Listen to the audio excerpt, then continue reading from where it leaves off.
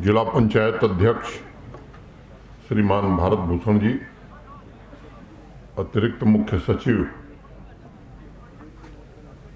Shri Atal Lulu जी, कृषि विश्वविद्यालय के कुलपति प्रोफेसर जेपी शर्मा साहब, हमारे मंडलायुक्त श्री रमेश कुमार जी, निदेशक बागवानी श्री राम सेवक जी, आज के इस कार्यक्रम में उपस्थित किसान सलाहकार बोर्ड के हमारे सभी सहयोगी, चुने हुए हमारे सभी जनप्रतिनिधिगण, जम्मू कश्मीर प्रशासन के हमारे सभी सहयोगी, कार्यक्रम में उपस्थित किसान भाइयों, देवियों, सज्जनों और मित्रों, मेरे पूर्व के वक्ताओं ने इसके तकनीकी पक्ष का विस्तार से वर्णन किया है। मुझे लगता है कि उसको फिर से दोहराया जाए, इसकी जरूरत नहीं है। एक गत वर्ष एक कार्यक्रम में मैं था, तो वहां एक बात हमने कही, मैं उस बात को आज यहां दोहराना चाहता हूं। महाभारत का प्रसंग आप सबको ध्यान है, बहुत सारे लोगों को याद होगा। उसमें यक्ष और युधिष्ठिर का एक संवाद हुआ था, जब पांडवों के भाई मृतप्राय हो गए थे। तो यक्ष से पूछा युधिष्ठिर ने, भाई कैसे जिंदा होंगे? तो यक्ष ने कहा कि मैं आपसे 5 प्रश्न पूछूंगा, अगर सही उत्तर बता दोगे तो आपके भाई जिंदा हो जाएंगे। तो उन 5 प्रश्नों का मैं जिक्र नहीं करना चाहता हूं। आप जानते हैं कि यक्ष प्रश्न कठिन प्रश्न माने जाते हैं। उसमें एक प्रश्न था, किम आश्चर्य, आश्चर्य क्या है? तो युधिष्ठिर ने जो जवाब दिया कि एक आदमी दूसरे आदमी को मरते हुए देखता है, फिर भी जीने की इच्छा रखता है, इससे बड़ा आश्चर्य और क्या हो सकता है। ये ताली बजाने की बात नहीं, अभी वो आगे आएगा। अगर यक्ष मुझसे आज सवाल करता किम आश्चर्य, तो उसको मैं यही कहता कि 1 साल में जम्मू कश्मीर के अंदर इतनी बड़ी नर्सरी स्थापित हो जाए, वो भी उस स्थान पर जहां बारूद की दुर्गंध आती थी, वहां फूल की सुगंध आ जाए, मुझे लगता है इससे बड़ा आश्चर्य जम्मू कश्मीर के लिए कुछ हो नहीं सकता। बताया कुलपति जी ने भी, डुल्लू साहब ने भी, कि खेती और उससे संबंधित जितने भी विषय हैं, उन सब का एक समेकित विकास कैसे हो सके, इसकी योजना पर काफी समय से हम सब लोग काम कर रहे थे। देश के भी कुछ विशेषज्ञों को उसके साथ जोड़ा गया था।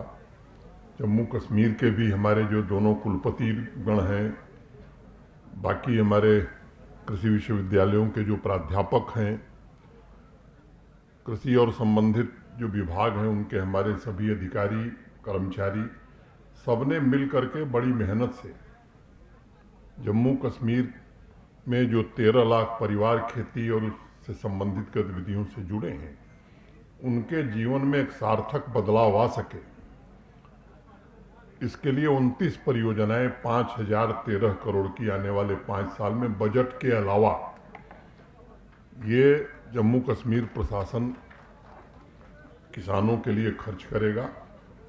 और विशेष रूप से 2,62,000 ऐसे किसान जिन्हें हम मार्जिनल फार्मर कहते हैं, जिनके पास जमीन बड़ी कम है, उनका जीवन भी बदलेगा। मुझे लगता है जम्मू कश्मीर की अर्थव्यवस्था भी कुछ ठीक होगी, बड़े पैमाने पर बढ़ेगी। और जिन बातों का जिक्र अभी भारत भूषण जी कर रहे थे, आप सबको मालूम है कि फॉडर के मामले में जम्मू कश्मीर आत्मनिर्भर नहीं, हम बाहर से ले आते। उसमें इसकी भी व्यवस्था हमने की है कि लगभग 80% फॉडर जम्मू कश्मीर में ही पैदा हो, इसका इंतजाम उन परियोजनाओं में हमने समाहित किया हुआ है।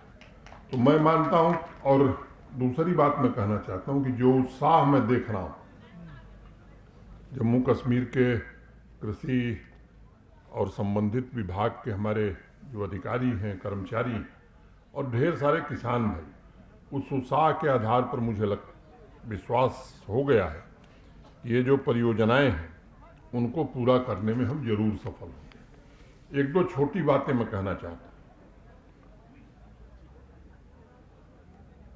खासतौर से जम्मू के क्षेत्र में इस बात की बड़ी चर्चा रहती है कि बड़ा भेदभाव हुआ। मुझे लगता है अब उससे बाहर आने की जरूरत है। हमें क्या करना है इस पर सोचने की जरूरत है। एक बात मैं स्पष्ट रूप से और जिम्मेदारी से कहना चाहता हूं कि अब वो जमाना खत्म हो गया कि किसी के साथ भेदभाव होगा। भारत के सम्माननीय प्रधानमंत्री जी का बार बार मैं समझता हूं कि आप सब उनको सुनते भी हैं, कोई भी क्षेत्र हो उसका विकास हो, इसके लिए जो भी सरकार को और प्रशासन को करना चाहिए वो किया जाएगा और कोई भेदभाव नहीं होगा। दो तीन बातें मैं कहना चाहता हूं। एक दिन हम लोग रिव्यू कर रहे थे कि किसानों को बैंक आर्थिक सहायता या क्रेडिट कितनी देते हैं। आपको जानकर आश्चर्य होगा, इसलिए मैं इस बात का जरूर जिक्र जानबूझ के कर रहा हूं कि कश्मीर डिवीजन में और जम्मू डिवीजन में जमीन आसमान का अंतर है। कश्मीर के किसान भाई वो भी पर्याप्त नहीं इस्तेमाल कर रहे हैं, लेकिन जम्मू की तुलना में बहुत ज्यादा बैंकों से सहायता वो ले रहे हैं। तो मुझे लगता है कि यहाँ जो हमारे प्रबुद्ध लोग हैं और ख़ासतौर से हमारे जो एग्रीकल्चर और लाइट सेक्टर के हमारे साथी हैं, अफसरान हैं, उनसे मैं निवेदन करना चाहता हूँ कि इस काम में हमें तत्परता से आगे बढ़ने की ज़रूरत है, क्योंकि बिना उसके खेती आगे नहीं बढ़ सकती। कुछ कानून थे जो प्रतिगामी थे, रिग्रेसिव थे, उन कानूनों को हम लोगों ने बदल दिया है। पता नहीं आप में से कितने लोगों को मालूम है, हाई डेंसिटी प्लांटेशन की अनुमति जम्मू संभाग में पहले नहीं थी। ये बात पता नहीं कितने लोग जानते हैं। अब हाई डेंसिटी प्लांटेशन जम्मू संभाग में हो सकता है, ये भी 2-2.5 साल पहले ये कानून बदला गया है। कानून था आर्चर्ड बगीचा लगाने के लिए रेवेन्यू मिनिस्टर, राजस्व मंत्री की अनुमति की जरूरत होती थी और काटने के लिए भी उसकी जरूरत होती थी। उसे भी बदल दिया गया। अब किसी से अनुमति लेने की जरूरत नहीं है, जो किसान चाहे वो बगीचा लगा सकता है, आर्चर्ड लगा सकता है।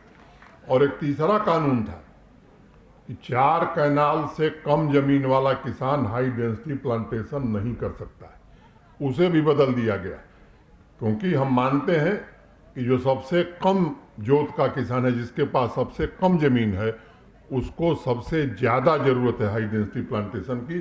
तो इस तरह के कानूनों को बदला गया, किसानों के हित में बदला गया। और केवल किसानों के हित में नहीं बदला गया, जम्मू कश्मीर की आवाम के हित में भी अनेक कानून बदले गए। 32 लाख लोग हैं पूरे जम्मू कश्मीर में जिनके पास जमीन है। 31 लाख पासबुक जनरेट कर दी गई है, 25 लाख बांट दी गई है। जो बच्चे हैं वो भी बांट दी जाएगी, हिंदी, अंग्रेजी, उर्दू।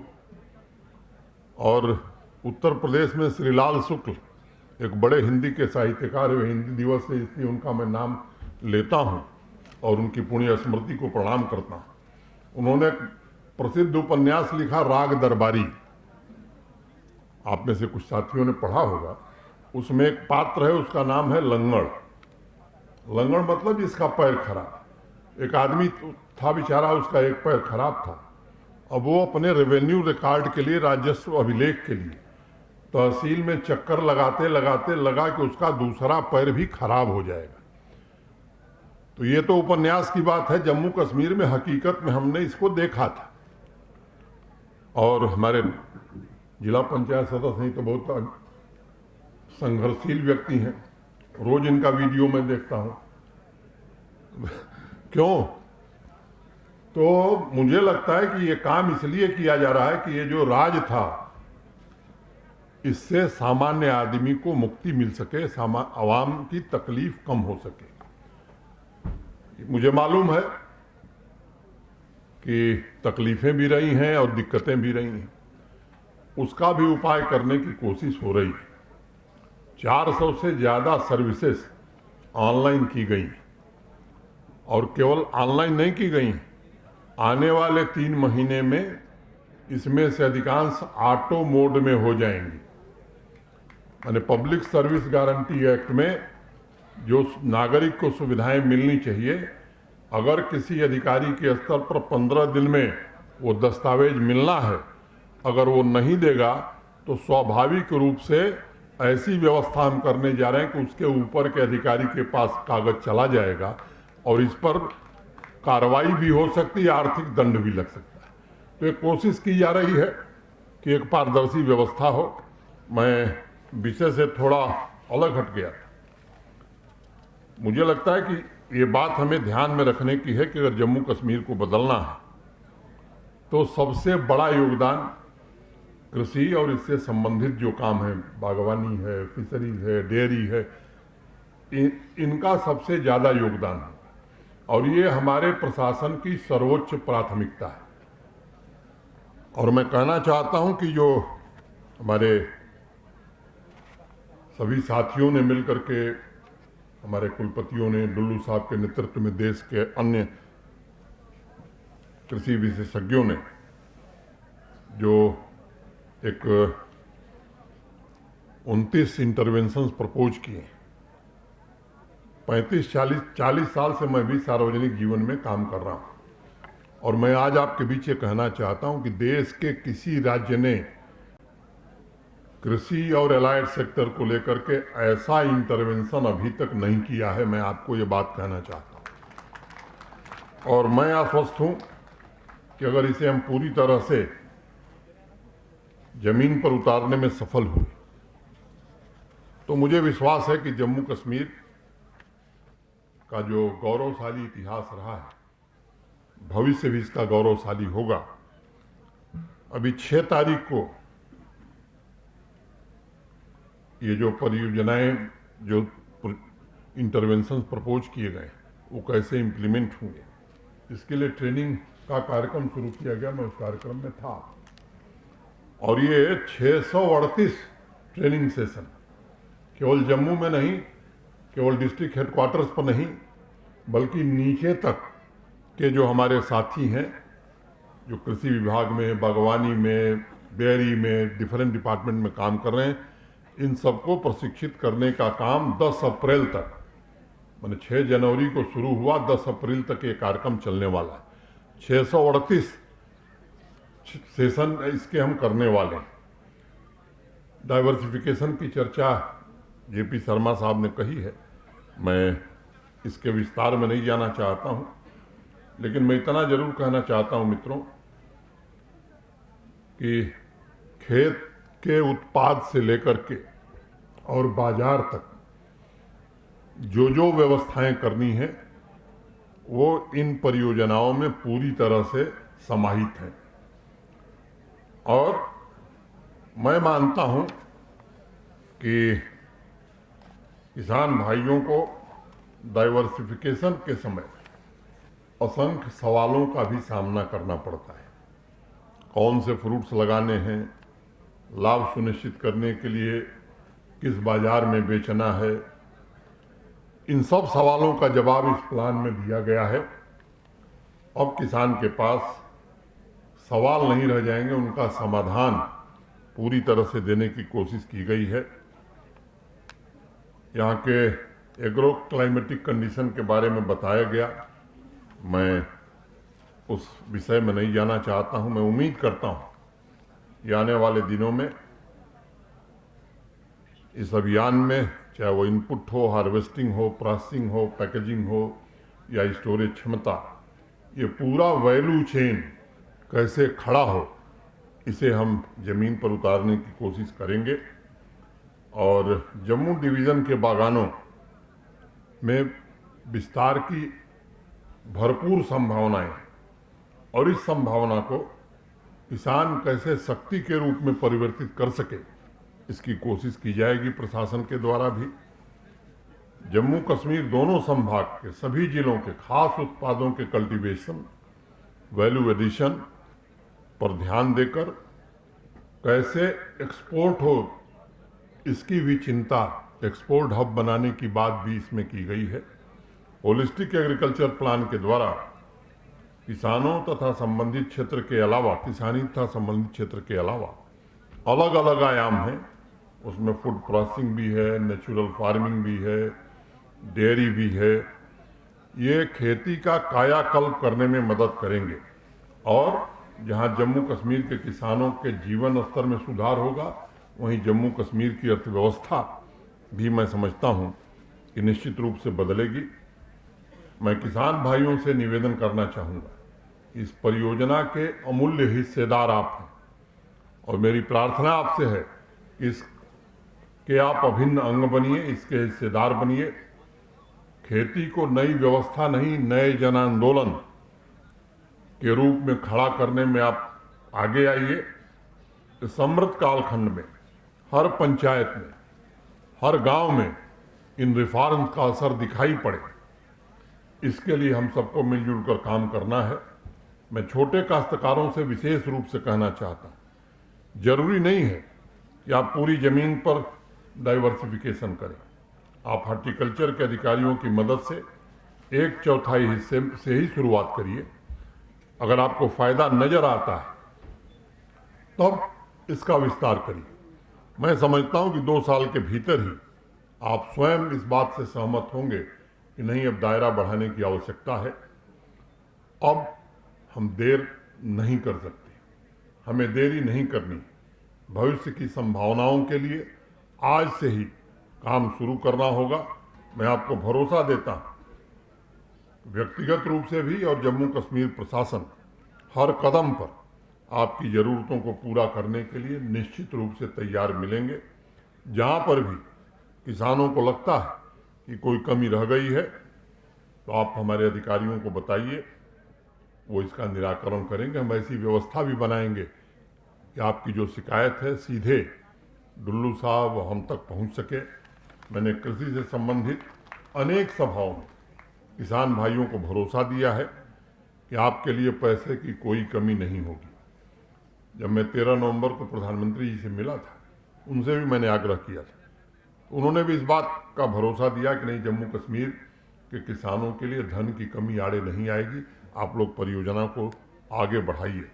मैं एक बार पुनः चकरोई मेगा फ्रूट नर्सरी के उद्घाटन की आप सबको हृदय से बधाई देना चाहता हूं और हमारे डायरेक्टर हॉर्टिकल्चर, इनकी पूरी टीम, जो भी हमारे सहयोगी इस पूरे परियोजना से जुड़े थे, उनको मैं उनका अभिनंदन करता हूं। और मुझे लगता है कि खास तौर से एग्रीकल्चर और लाइफ सेक्टर के जो हमारे ऑफिसर्स हैं, हमारे जो कृषि वैज्ञानिक हैं, उनसे मेरा निवेदन है कि ये अपना फर्ज समझकर किसानों की तरक्की में हमें योगदान करना है। जम्मू कश्मीर के समग्र विकास की भावना लेकर हम आगे बढ़ें, यह आज समय की आवश्यकता है। आज के अवसर पर मैं इतनी ही बात कहता हुआ आप सबके प्रति हृदय से कृतज्ञता ज्ञापित करता हुआ अपनी बात में ही पूरी करता हूँ। धन्यवाद। जय भारत।